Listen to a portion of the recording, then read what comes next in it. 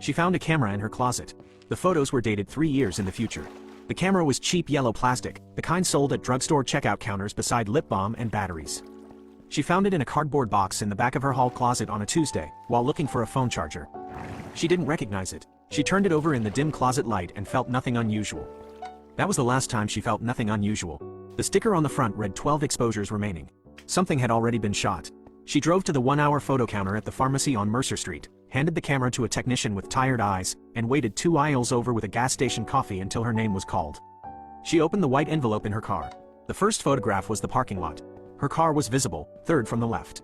The light was soft and gray, like early morning, though the sun outside her windshield was directly overhead. The timestamp in the corner matched today's date, but the time read 6:14 a.m. She had been asleep at 6:14 a.m. The second photograph was the pharmacy entrance. Automatic doors, red sale signs, the cracked concrete steps she always stepped over. She had walked past this exact scene 20 minutes ago. What she had not seen was the woman near the entrance, half out of frame, wearing a gray coat.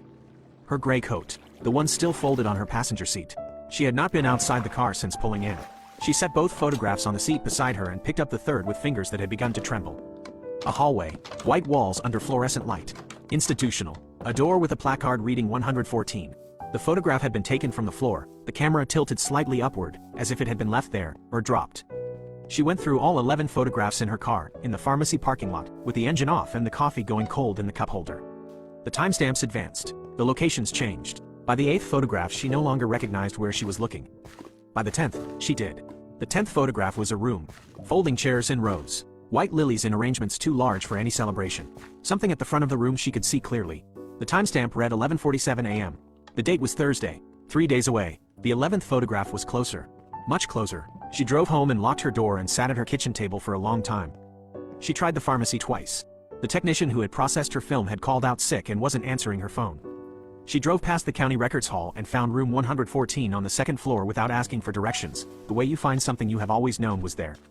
She stood outside the door for 4 minutes and then went back to her car. She hasn't told anyone. She wrote it down instead, left the pages on her kitchen table beside the white envelope. Thursday is tomorrow now, and somewhere in her apartment, there is still one exposure left on the camera, though she cannot remember putting it back in the closet, and she cannot remember walking to the closet, and when she checks her hands they don't feel entirely like her own.